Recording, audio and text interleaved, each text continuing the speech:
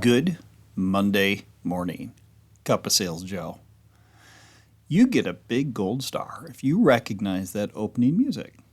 This week, the musical inspiration is David Lindley, who died last week at age 78. He began as a studio musician playing with dozens of famous musicians. Over the years, he had a lot of signature songs and pieces. In the 80s, he formed his own band known as El Rayo X. His innovation on guitar and virtually any stringed instrument was world-renowned.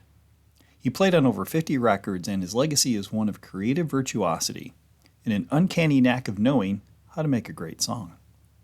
Here's just a partial list of the artists that he has collaborated and or played with.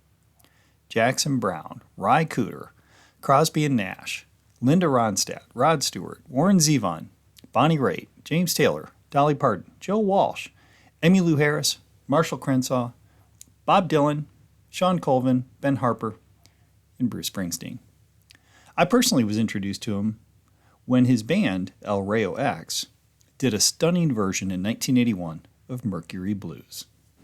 If I had money, I'd tell you what I do. I go downtown and buy a Mercury too. I'm crazy about a Mercury. I'm crazy about a Mercury.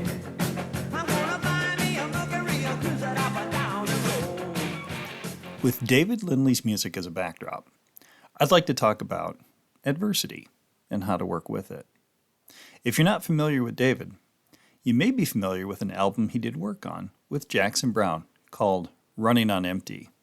And sometimes, don't we all feel like that?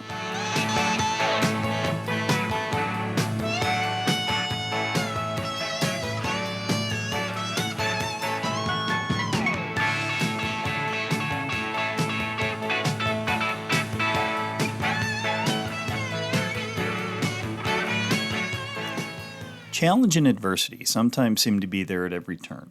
For me, the keys to handling adversity is working from a growth mindset and having belief and faith. Belief in what? Belief that the path I am on is the correct one to get where I want to be, and belief that I can get there regardless of the challenges I face. The faith that what I am facing is for my ultimate benefit. When we believe that what we are doing so much that we even embrace the lessons and the difficulties, then we know that we're operating from a growth mindset.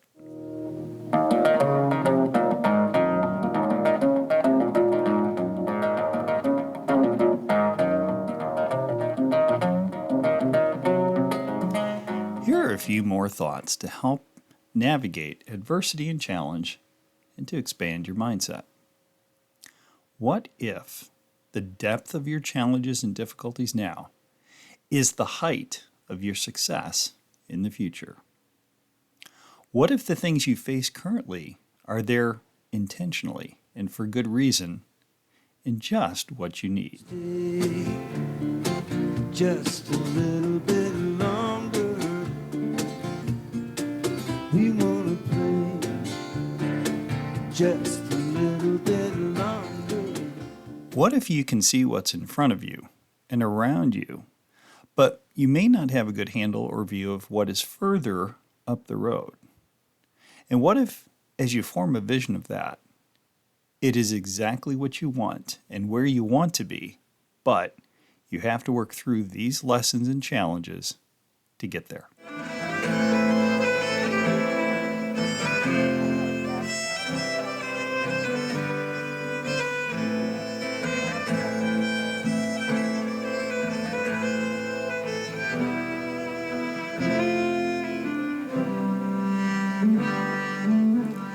What if, based on what you asked for, your goal, be it money, more responsibility, more opportunity, more clarity, etc., the universe or the world said, okay, you can have that if you do A, B, and C, and that those are the things that you are exactly facing right now.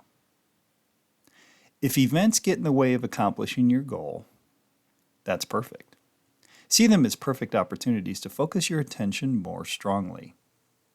By overcoming the obstacles, you will build the strengths you need for other and greater accomplishments. That's why they're there. If we believe that there are no coincidences.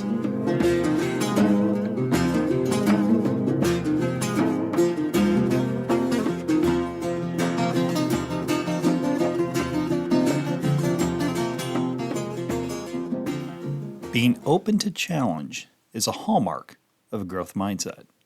A fixed mindset doesn't want adversity or challenge because it may expose where we need to learn more or do more, or break the idea that we know and can do everything. As I have talked about before, a fixed mindset doesn't want adversity, only an easier time. But in that, there is very little growth.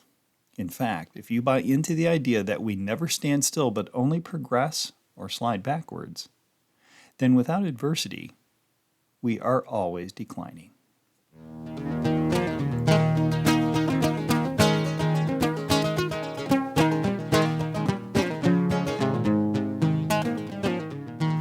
Our thoughts about these things are mirrors of our mindset.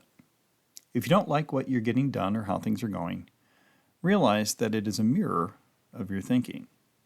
When you see events as mirrors of ourselves, we realize the control we have over our own minds and our lives. Remember, what you do, how you do it, and how you react to events are all indications of who we are.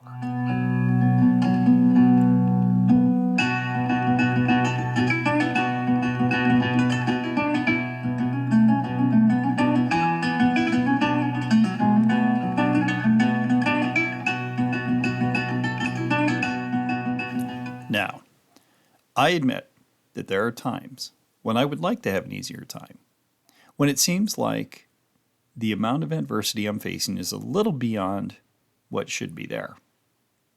But again, if we can realize why these things are in front of us, then we can really hone in on understanding that that is the key and the gateway to our growth.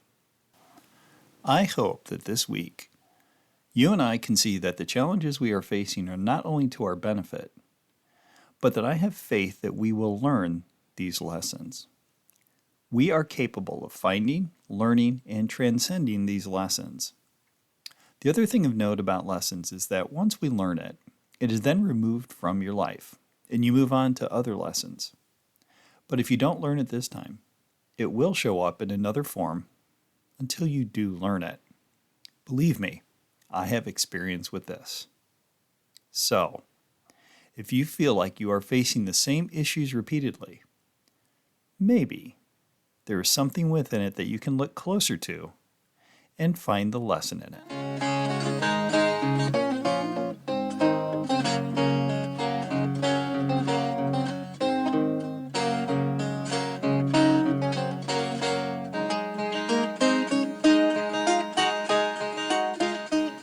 There's a saying I learned from famed author and rehab specialist Chris Prentice that I have used throughout my life that goes like this.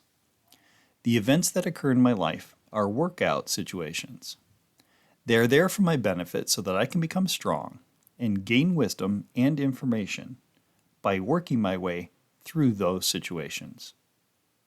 The more you can believe in that, the more you will see the value in challenge, the growth that it represents, and that instead of avoiding or dreading adversity, you will relish it as the opportunity that it is.